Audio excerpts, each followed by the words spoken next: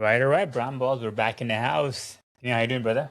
Good, man. This is the dog days of summer right now, bro. Nothing's right. Yeah, a lot of slow news days, not a lot of stuff happening. I mean, it's kind of, it is, baseball season, but we'll have training camp coming up soon. A lot of stuff in NBA we got to get through as well. So let's just start there. Where do you want to start with in terms of NBA? Do you want to go through like the Laker updates first, or do you want to go through the league updates? We can talk about the trade first. How about that? That trade that broke on Saturday. It was a 2-team trade. I think it was 3-team trade. Sorry, it was Atlanta, OKC, and Dallas. So Dallas gave up on 2 years ago drafted the number one player, right? Atlanta gave up their number one player. They drafted Zachary Richery, whatever his name is. I don't know. I don't want to say his last name, but he's one of the European guy they drafted 2 years ago, number one overall pick. Mhm. They handed over him to Dallas for nothing. Dallas is a big winner in this trade. So basically, let me give you the breakdown of the trade. Yeah. So Zachary goes to Dallas. Luke Dort from OKC goes to actually Atlanta. Mhm. And Dallas is giving up, Ryan Nembhard, a second-year player who's a brother of the Indiana Pacers, other Nembhard, going to, Yep. is going to Atlanta too as well. So basically, all OKC is probably getting is the second-round picks. That's all they were getting. Yeah. Basically, by OKC doing this, man, they saved like crazy-ass money, dude. Like, I want to say closer to 80 million just by trading Luke Dort's 20 million contract away. That's all. Yeah. And they have to get below the second apron, right? So, Yeah. So who you think is a big winner and loser? I told you my big winner is Dallas, actually, Yeah, I think Dallas probably won. They got the better players. I think biggest loser is probably OKC just because they lost their best defender, the one that guards the best player in the other team. I know he gave LeBron a hard time. He would also switch off into Luca and all that stuff. So I think they definitely needed him, but maybe they saw that how ineffective he was against San Antonio. Maybe that's why they were okay with it. But they kind of had their hands tied. Like what do they if they are above the second apron, they lose all their picks and all that kind of stuff. So they kind of had to do something. And Ludor was, I think, the right choice, but it still sucks for them. I disagree with you. Completely disagree with you, man. Okay. So OKC got worse, bro. This trade's gonna hurt them so much that people are not realizing. So let me just tell you something, right? What do you think of Draymond? Draymond is okay player, right? An average player. He's not a good player. He sucks at offense. He's a very good, hustle player, plays defense, right? That's all he does, right? Nothing else. But he's so valuable, right? He brings the value that he brings to Golden State Warriors is leadership. He has a dog in him. He'll guard he'll guard the best guy. Because there's been times last year that Draymond one game guarded Devin Booker, other day he guarded Luka, other day he'll guard Kate Cunningham. He's like that, right? So he did all the dirty work, and obviously he doesn't give anything in the offense. He sucks at 3-point shooting, but he'll make his points here and there. So OKC doesn't have anybody besides Luke Dort, who's actually a guy who will go and guard the other team's best defender, right? They traded their two wings away, actually, Isaiah Joe and Aaron Wiggins, right? Who are actually a 3-and-D players as well, right? So they traded those two players away, and they traded those two players away, meaning that okay, fine, we wanna keep Luke Dort because he's an important figure to our championship run, right? And which I agreed with. Okay, that's fine because Luke Dort is that freaking crazy good defender, man. And so what I'm confused about, look, I don't really question Sam Presti, but what I'm thinking, well, why trade Luke Dort, right? I know you need to get it into lower, lower than second apron and kind of save money, and I understand all that situation. Right. In the draft, they drafted a top center who's a 7'2" or 7 foot whatever he is, from Michigan, right? Yeah. So didn't that make Hartenstein more expandable? Like, why not trade Hartenstein? No. Yeah, because the thing is this, because they already have Chet Holmgren, right? And they drafted this guy who they're really high on, right? But you saw how the kid played. Maybe that's why they waited, because they saw that this guy's gonna need more development.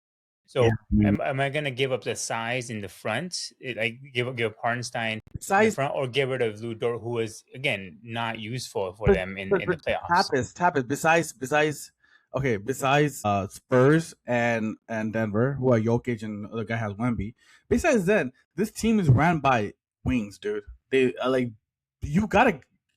Every team I has a mean, really good they wing still players. they still have SGA. They still have Jalen I know, Williams. but They man, have they're not known for Caruso. defense, though, man. Like Caruso. think about when Lakers. No, man, Caruso's like 6'4", 6'6". This guy is like He's a good defender though. he is. But what I'm trying to say is Luke Dort is like more like Ron Artest, Trevor Ariza, right? You need those players to win, like So but he's a wing defender. so you saying you would have they should have gotten rid of Hartenstein over Lou Dort? Oh, I yeah, would say no. I would have. Okay, honestly, I would have got rid of. I would have got rid of even Caruso before Luke Dort. No, Yeah, no. Lou Dort is pretty much useless for them. Besides they're the not, defense. man. Dude, you're taking what he provides so massively incorrectly right there, man. I don't agree with that, man. I'm just telling you right now, like what he brings is intangible stuff that doesn't show on the stat sheet, but he does so much for that team, man. I'm telling you. Look, Memphis downfall started happening when they decided that we don't have value for what's his Dylan name? Brooks. Huh? Dylan Brooks. Dylan Yeah. Brooks, yeah. Dylan Brooks. Look, I'll tell you right now. Memphis downhill started happening when they lost to the Lakers and they felt that Dylan Brooks has no value in this league, no value on our team. Because Dylan Brooks, remember, Lakers left him open in 3-pointer. He kept on shooting threes, right? So Memphis decided that, hey, we don't need him. You know, we can go replace him. Downfall started happening. Some players, man. Okay, Dylan Brooks at least can provide offense. No, he didn't. Dort, he didn't, though. Remember in the Lakers series? No, in Lakers series, he didn't. He averaged 15, 16 points a game. He averaged, in the regular season, right? Lou Dort is averaging 8 points a game, 3 rebounds, 1 assist. I know, and man. then he's shooting 38% from the field goal and 34% from threes. That's not bad. All you need him for defense and timely shot. That's all he did. Nothing else. He barely even averaged 4 field goals. This is a guy who doesn't even need a field goal. Tapas. So for me, it is a loss, but I think it's the one that made the most sense. I don't think it's like they're gonna go down in ranking by any means. Like I don't think that. Watch, man. Watch OKC's defensive rating, brother. Defense wins championship, man. Because SGA is still a good defender. I think Caruso, because they're saying I think Jerry McCain is going to become their come on, probably their small forward, shooting guard rather. The guy puts nail polish and dances. Sure, he's an offensive player for sure. He was huge for them in playoffs, man. Offensively, I get it. He's a great offensive scorer. He went on a 10-run by himself. But Tapas, what I'm trying to tell you is this, man. I get it. SGA is a good defender. I get it. Williams is Chet was runner-up for defensive player of the year. I get it. No, I get it. But what I'm trying to say is that those guys didn't have to guard the best player. Well, now they gotta guard the best player. Everyone has to guard the best player. That's just a part of it. Like, okay, for example, when Phoenix played, when OKC played Phoenix, Shai did not guard Devin Booker. Okay. It was Dort who guard Devin Booker. In the playoffs for the Thunder, who did he guard? Who did your boy guard? Lou Dort. Best player on their team, bro. So he guarded Wemby? Not Wemby. No. He guarded Jokic? He tried to. Even Caruso tried to guard Wemby. But that's what I'm thinking. There's only 2 teams who's big. That's it. Nobody else is big, man. I'm telling you right now. Only 2 teams. That's it, man. I'm telling you, dude. I've seen Ron Artest, Trevor Ariza, their value because what they bring. Look. They didn't need offense. OKC has enough offense. They needed defenders, man. I'm telling you, this guy's a scrappy ass defender. I'm telling you. I don't like this move at all. He is. But I think obviously, like this is a loss for them. That's why I still think this is worst trade for them, obviously. But I just think that there's no other player they could have sacrificed. I don't think they can sacrifice Hartenstein. Hartenstein is needed for his size. Those two, him, especially after they're seeing how the young player they drafted in the first round, he's not looking very good. So they're like, why would we decide between Hartenstein? Because if we give him up, we have this kid out there. He's even worse than Hartenstein. So why would we just give up Lou Dort because he does have a massive contract? Might as well get rid of him.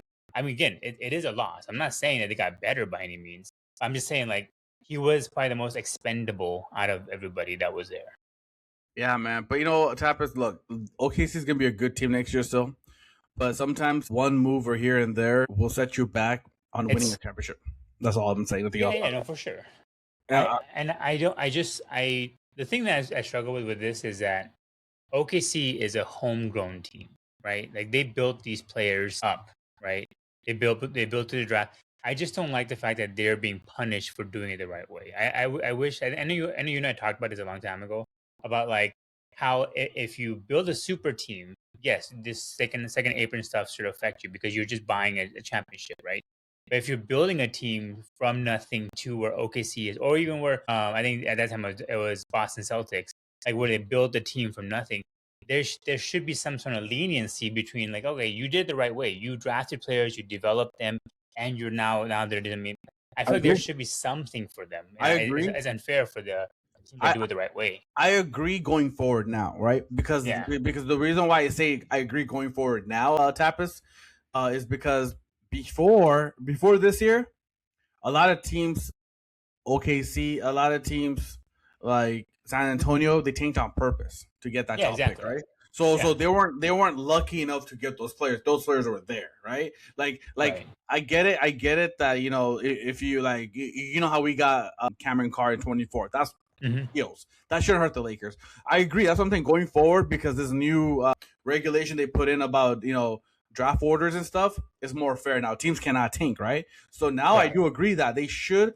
In this new collective bargaining, man, I really hope they come up with a solution in a way where if you draft a player and that player pops and you know he's able to get that contract, there should be some percentage that doesn't cost towards his salary. Exactly. Yeah, You know? because it also Yeah. doesn't incentivize teams to tank. Like if you like you said, if a player that you draft pops up and they are a superstar, then you should not. Then the reward is you wouldn't have to ball by these second apron rule because they are exempt from it because they have a homegrown talent. I think that would make more sense. That also prevent tanking versus somebody like who's just gonna collect a bunch of picks and just try to pick swap everything and then get a player that way. I think that's the wrong way to do it. It So shouldn't. It shouldn't. Okay, put it this way: it should still count towards salary cap, but it shouldn't put you in a second apron, though. yeah, exactly. Something I'm sure they can Yeah. figure it out. There's a bunch of So masterminds they out there, should do but that now because you yeah, put this new regulation about this drafting thing, which I love. The teams cannot tank anymore because I mean, come on, dude. Spurs flat out freaking tank like back to back years. OKC did the same thing for like good 8 years yeah, to build this team up. So, but yeah, man, I get it. I completely agree with you, and I hate that too. That you can't do that. yeah. It Like sucks for them. Boston had to get rid of Jalen Brown for that reason, right? So Yeah, I mean him, and then also they had to blow up that team with Drew Holiday and everything because just to fit Jalen Brown's contract and Tatum's contract, so they So, had to blow up the so, team. so let's talk about from Dallas' point of view, right? Getting this young player. The only thing Yeah. I hate about this move by Dallas is that it gives him another. Okay, this guy's more of a point forward as just like Cooper Flag. He's more of a point forward, right? He's a Mhm. 6'6" or 6'7", wing player who's very gifted athlete by passing the ball. He's not a shoot first guy either, What I feel, Right. I don't know how him and Cooper Flag's gonna play well because Cooper Flag also is a point forward as well. So it's gonna be interesting. This guy still has potential. I don't know what he's gonna be. Is it a Yeah. formal number one pick? So let's see. I want to see how it works. To be honest with you, how this team is gonna go about things. Yeah, I mean, I think it's a smart move for them because they're just trying to build a talented roster around Cooper Flag. Maybe this kind of relieves some of the duties for Cooper Flag. Maybe that if they have 2 point forwards, I think that would make it harder for people to guard them. So they'll Oh probably yeah, figure something out. But I think this is probably the best thing for. and Yeah, I don't know what the Hawks are doing with Dort though. honestly, I don't know what Hawks are doing either. Get rid of these players like no reason. But I hate this notion of people are saying that Dallas is well positioned in the Lakers with Luka. I hate this. It's Yeah, stupidest shit ever, man. I hate when people say that. Dude, we have the best player. yeah, How are they positioned that well? They're not positioned that no, well. Trust me. no, When you have a top three player, please talk to me if Cooper Flag makes top three. Dude, yeah, don't exactly. don't give me that. Like I hate when they're saying Dallas is well positioned. No, they're not, dude. I'm just saying. Yeah. And it's just them. Maybe the Dallas media trying to give themselves a pat on the back or something. We got something out of this Luca fiasco. It's a way for them to cope with it, right? End of the day, obviously they still lost one of the best players. All right, another one that as far as signings, Lakers signing Matisse Thybulle to a 1 year deal. I think it's a good pickup, good small forward, 3-and-D Bro, player. really Can't go good wrong. defensive player. Very good defensive player, man. Yeah. And honestly, people are gonna laugh at me. I would start Tybalt at small forward. Like literally, why? Is he's such a great defender that I can he see will that. hide Austin Reeves and Luka's deficiency of not being a good defender. Yeah. And I'm not saying they don't play defense. Like a lot of people think Luka and Austin Reeves don't play defense. They do play defense. They're not good defender. But I'm saying Yeah. Tybalt is perfect for the starting lineup. I'm telling you, if they can just convince themselves, just let him start at small forward, man. He's like a Shane Battier, or he's like like one of those Ariza, kind of players. Trevor Ariza, like Trevor Ariza, yeah. Or the thing is this: Lakers with Austin Reeves, Luka, Kessler have enough offense in that starting five. Yeah, enough offense. I'm telling you, they don't need offense, and so yeah. And if we get Jonathan Kuminga, who could become our power forward, more than enough offense, man. Your offense from everywhere there. Tybalt, bro, I love this pickup, man. This pickup is great under radar. $3.3 million. That's a freaking great pickup. And I agree. I think we should start him just to get some sort of defensive presence, And he is like a Lou Dort, Like he can guard the best player, At least if he's an undersized player. So ESPN had their rankings, right? About the offseason grading rankings.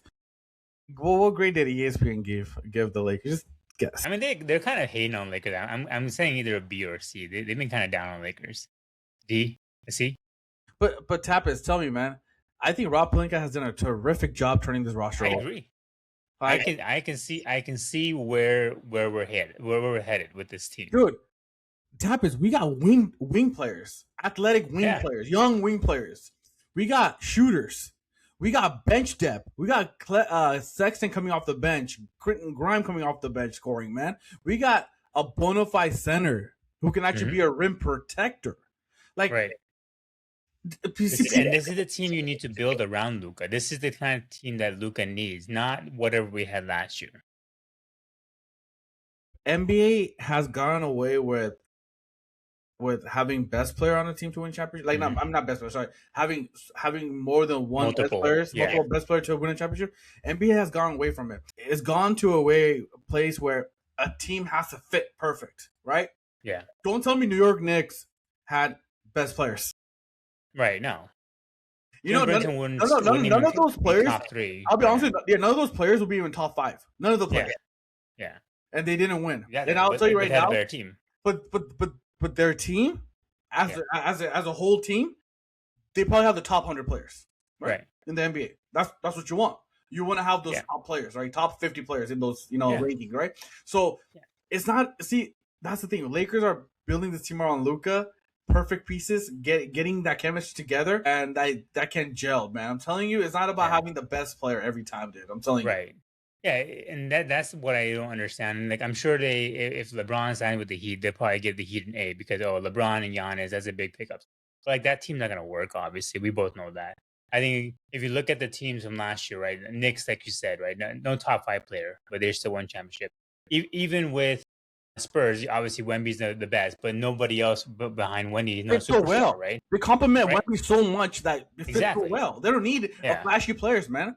This team didn't even make the playoffs last year. Tapas, San Antonio did not make the playoffs, and they went all the way to the NBA Finals. And to be honest, they should have won the NBA Finals if they didn't just mess up, But I'm saying this team went all the way to the NBA Finals, dude. So that's what I'm trying to say. You need team chemistry, a team that can fit well with your superstar, and that's what Lakers are doing. The blueprint is right there, man. I'm telling you. Yeah. I mean, same with even the OKC Thunder, right? You have SGA and everyone else complimentary players around them. Like J-Dub is also complimentary. Exactly. So like that's the kind of way we're going. Exactly. And a team that try to build like a super team, like the Suns try to do it with KD, or even the Rockets did, like it's not going to work. It's not the way forward. That's why I don't even believe that the Sixers are going to be any good, because there's too many like players in that team. I mean, they'll probably be a top 3 team in the East, but they're not championship caliber, in my opinion. It's funny what Danny Green said. They're talking about Miami Heat and the trade. So he asked them, where do you think Miami's going to be next year, right? No, Miami, sorry, Bucks. Where are Bucks going to be? He's like, well, Bucks kind of got good return, He's like, I think Bucks are going to be number 9th, a playing team, right? He's like, how about Miami? He's like, they're going to be right behind them, number 8. Yeah. And you know why? He's speaking from experience, because he was in a team that won a championship with the Lakers. And that team after that, they traded everyone away to go get Westbrook, and he even said it's not about the names, Right? It has to fit, and there's not a fit there. And that's true because, Yeah. dude, people are I don't know. Am I missing something? Like Bam is a good player, but Bam is not an elite player, man. No, Like they're making it seem like He's a Giannis is star. joining Bam. Like that's like No, like people are making it seem like what is it? The Giannis is joining Wemby. Yeah, no. Bam's not that great, man. I don't know. So yeah, man. So I don't know. It'll be cool though. But like, let's see what happens, man. Let's see. As far as like speaking of the Heat, I don't know if you saw this whole LeBron fiasco. Dude, the guy got fired, bro. The press conference. Do you think it's legit? Do you think that something was in the works and they just leaked it? Or I think what the Heat person said was that, it's because they're anticipating, so they're just getting ready for it just in case if it happens, which I don't know why you would make that. Like, I feel like all 32 teams should have it then. Lakers should also have it too. I mean, yeah, dude. What are your thoughts on that? Honestly, maybe there was a thing that I think LeBron, because there's a rumor that came out LeBron didn't make up his mind and then he went back at it. He's like, nah, I don't want to go or something. So it could have been where he was going to go to the Heat and then he's like, nah, I don't know if I want to go, Got cold feet, you get cold feet. So, but dude, poor social media manager for Miami, he got fired for that, dude. And so it's like, gosh, dude, that sucks, man. But dude, honestly, dude, I don't know what LeBron's doing, man. Like, it's like, dude, I get it. Like let's not make a showcase out of it. Dude, just freaking pick a team if you're gonna play and just go with it, man. Like, stop waiting for teams to make their moves. Like stop ring chasing, dude. Like, just go to a team and call it a day. If I were him, go to Cavs, go home, ride in the sunset and call it a day, man. But yeah, I mean, like take it from like how Tom Brady did, right? Tom Brady, when he went from New England to the Bucks, he signed right away. Like, it wasn't even like, I mean, obviously he like looked at some other team, but then as soon as free agency hit, he's like, I'm going to the Bucks, and he already called it, and he was already starting to plan all those, like, the training camp stuff, and so they can build a team around it. That's kind of how I wish LeBron would look at it too, versus let me just see which one has the most talent, and then I'm going to try to just insert myself into there. I think that's a wrong way to do it. The right way would just be to join a team and be like, all right, I'm here, let's build. More and more though with LeBron waits, bro, he's losing the credibility of being the GOAT, right? That he wants to be. Because that's why people don't respect him as much. People don't like make fun of him so much. Nobody ever made fun of Kobe. Nobody ever did that, And he's a straightforward guy. And LeBron here is like doing a showcase for everything, right? He wants to be center of attention even at 41, right? And like, I don't know if you heard, but Adam Silver had a stupid ass news conference in Kimberly. I'm telling you, man, Adam Silver needs to take some page out of David Stern, man, or Roger Goodell. Like, this is the dumbest shit ever. I understand they asked him a LeBron question. He didn't have to answer it the way he answered. He's saying that we're waiting upon LeBron to make a decision so we can come out with our schedule, which is completely which is completely fine. I get it. You need to wait, But why tell the freaking world that, dude? Like, why are you telling? Okay, so why are you telling? So what are you telling? What message are you saying? Rest of your other stars that LeBron's bigger than NBA? Then, like, exactly. I mean, I don't know. And then here, LeBron comes out, and there's a report that LeBron's mad that Adam Silver saying that he is his fault that they haven't came out with the schedule because of him.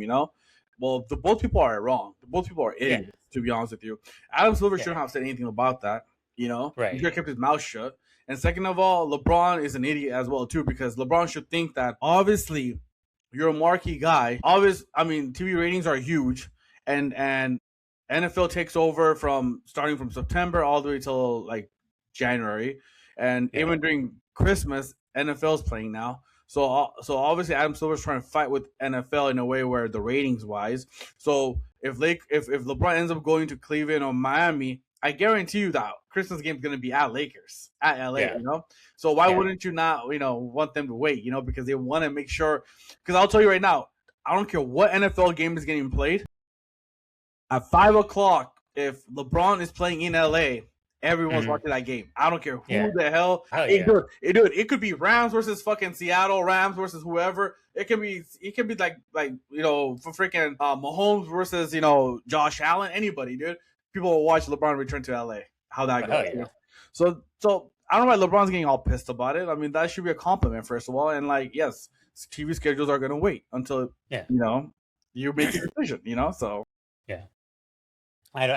I mean, I saw that Adam Silver thing. I'm like, come on, dude. Like, I know he was the face of the league, but this kind of just slaps everyone else. But like, oh, okay, well, we're gonna prioritize where LeBron is the whole time versus prioritizing even the Knicks winning championship. Like, I think that should be take more priority and all that kind of stuff. So I don't like it. I don't like this whole. Again, this is why I'm glad LeBron's gone, because this is the kind of dumbass thing that like I want it out of the Lakers, because this is a drama. Like, I mean, he's a great player. Don't get me wrong, great player, but off the field, he's also a good person. But this drama that he creates, and then when you add in Rich Paul, like all the two of them are the worst, because LeBron is trying to do this, and Rich Paul like, oh, I'm controlling the narrative, I'm the mastermind, and all. Like, come on, dude, just make up your freaking mind. Just go to Cleveland, call it a career. Just go enjoy yourself. honestly, dude, you know what's Jesus. my dream? You know what's my dream scenario, bro? I'll be so happy if Lakers face LeBron in the finals and Lakers win. Hell yeah. No, my favorite thing would be Lakers goes to the finals and LeBron's team is not in the playoffs. I would love that. That'd be good too. That'd be good too. Because now he wants to take a pay cut. Now he wants to bend over backwards for everybody. Like before Lakers, like, no, you gotta give me more money. Exactly. You disrespect me because you gave Austin Rivers all this money. Like Austin Reeves, I mean, all this money. Screw you, dude. Stupidest shit ever, bro. To be honest with you. What are your thoughts around? I don't know if you saw the thing about the Ryan Clark's getting fired middle of his segment. NFL Essentially, I Live, think he was, NFL Live segment. yeah. That's a poor move. I like Clark, by the way, dude. Ryan Clark was good, yeah. He kept it very straight, bro. Like, you know, so I like watching him. You know, I like watching him and Orowski and also I liked RG3 when he was there too. And so Yeah.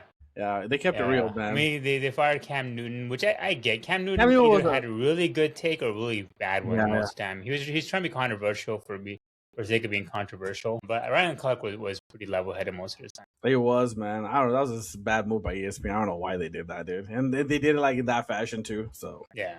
I So think apparently they said that there was going to be a leaked memo coming out that Ryan Clark would be fired, and so before that memo was going to come out, they're like, we should just fire him, because imagine it comes out that he's going to be fired, but he's still on NFL Live presenting. So I think before the news outlets were going to spread the news, they just fired him right on the spot. stupid, man. And apparently I think they're making room for Pat McAfee to get double his millions. I don't know I don't know if Pat McAfee was getting his money because I barely even watched the show, to be honest with you. I know, same here, dude. I stopped caring. I mean, once he went to ESPN, I stopped watching Batman. I used to be a big McAfee dude, but once he went to ESPN, I didn't like it. Yeah, I don't get it, man. I don't All right, know. what we got? Last thing, man, I want to talk about. Two things before. I mean, two last things. Congrats to Spain. They beat You Argentina. called it. You called it. Props to you. You said Spain against Argentina. Yeah. Oh, man, I didn't want Messi to win his last one, dude. But man, I'll tell you right now, man, Spain was very aggressive. Very, very, very, very aggressive. Dominant. I don't know why Argentina wasn't aggressive. I did not get that.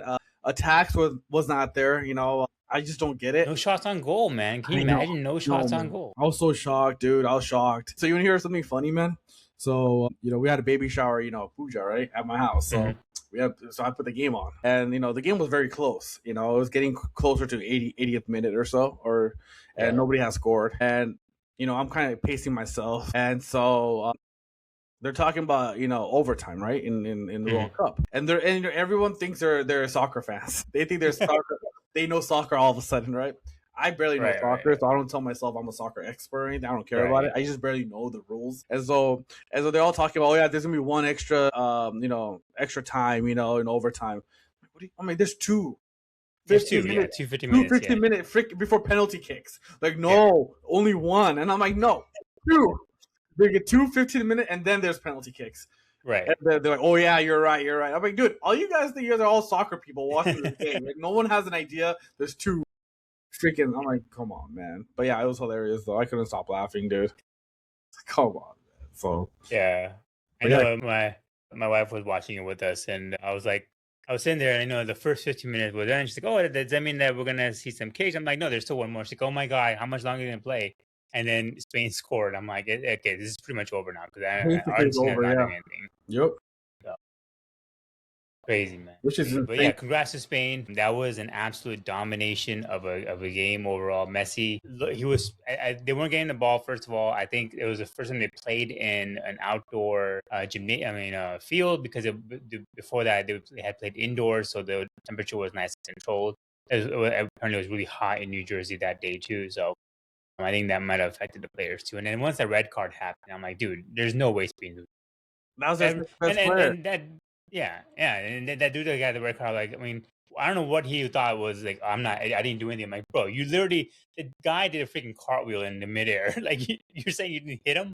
But you know Come what, on, though? I man. gotta give him credit though because soccer players are really good actors. I mean, he And sold it. I think he did flung cartwheels on purpose. yeah, he flung his thing on, like, out of nowhere. I mean, But I won't mean, put my hey, career online like that, but he did, man. yeah, that was Uh, crazy. all right, so before we end it off, I'll talk about Dodgers baseball. You know, But yeah, we're getting to that stretch where it's going to be very important. The deadline's coming up in like a few weeks. Let me tell you this, Tapas. All right, we're like 75% done with the MLB season, right? 75% done, right? We have a quarter left. We're about a month and a half left. You know, if I would have told you up to right now, right? If I would have told you this back in April, where Dodgers are back-to-back champions, right? And if I told you we'll be sitting July 23rd, and we are like about still like a month and a half left for the season, and if I would have told you that Blake Snell has only pitched 3 innings, Edwin Diaz has pitched only 6 innings. He's a big free agent. Yeah. Tyler Glasnow, I can't say his name. Last started May 6th, right before, May 4th, the Star Wars thing, whatever they have. Roki Suzuki, the best player closer we had last year, ERA is 5.33, which is bad. Yikes. Yeah. If I told you Kike Hernandez only has 4 at-bats before getting injured again. If I told you that we didn't have Tommy Edman until June, he basically missed April and May and most of June, Will Smith is being out for over a month, and I'm hearing that he's going to be out probably for the whole year because he has a disc issue in the back. So it's serious. So it's hard for him to come back right now. So I don't know if he's going to come back. Mookie Betts injured and underperforming. He's not being Mookie Betts like how he was, right? Kyle Tucker literally stole money from Dodgers. Right. Hasn't showed what Kyle Tucker is. Yeah. Right? Where besides looking at where's Dodgers right now? I mean, they're number one. I think I saw that a couple of days ago. They're number one. They're technically tied with Milwaukee Brewers, but they're number one right now. Crazy. And overall in MLB, I'm talking about both leagues. They're number one. And the only reason they're ahead of Milwaukee, even though they're the same record, we beat Milwaukee head to head. How ahead are we in our division? Just guess. Give me games. Well, like 3 games. I mean, I'm guessing 11 games ahead of the next team, man. Jesus. Dude, Tapas, all that I told you, bro. And Otani's not even having a season that he's supposed to have either. He's having a bad season too. That's not listed, man. Look, Tapas, this is incredible, bro. Like, I'm just like so mind boggled. Like, this team is the unity they have. They play so well together. It's unbearable. I just saw this. Okay, I just saw this series that we played against Philly. We won 2 out of 3. All right, and we didn't even have our best pitcher go out. Play. Yamamoto, played against the Yankees and he played great. But I'm saying even against Philly, we still beat their ass, dude. Yeah. And so I don't know, man. Props to Dodgers. They're number one. I'm surprised they're number one, but all I'm saying is, man, we're not even in the playoffs, and we're gonna get all these guys back. Edwin's coming back next month. Edwin Diaz coming back next month. Blake Snell's gonna come back towards the playoffs like always. Tyler's going to come back towards the playoffs again, man. Will Smith. Dude, Dodgers, I don't see anyone beating them. I'm sorry. Like, literally no one's beating them. They're going back to back. I'm telling you right now. There's no way they're losing this, man. They have so much depth. It's unbelievable, man. Yeah. That's what I want to end it off with. mean, I think my boggle to me. I'm just like, down. Yeah, exactly. I mean, it's kind of similar to last year where towards the end we were kind of struggling. We had some injury issues. And then right when the playoffs started, we kind of all came back and made a good run. So again, hopefully everyone comes back healthy. And you're right, at full level, this team is hard to beat. And I think they said they're gonna are they gonna shut down Shohei's pitching? Right? They said they did. So far they did. Yeah, he hasn't pitched yet. He hasn't pitched for like 2 weeks, 3 weeks already. So right, yeah. So he's gonna, which makes sense. I think, especially as the other pitchers come back, I think just for him to focus on hitting. And last year in the playoff, he kind of struggled. He was a little up and down. So maybe I can be better. Dude, even with all these players missing, we're still number one. So even if we don't have players coming back, we're still good. Crazy. So, but yeah, man, Crazy. that's what I want to end it off with. It was a good episode, bro. Dodgers all the way, baby. Hell yeah, and we'll probably have some more LeBron news next week, and we'll see what happens. But all right, we're gonna have our next podcast on Monday. Will LeBron make his decision? Yes or no? No. He's still waiting.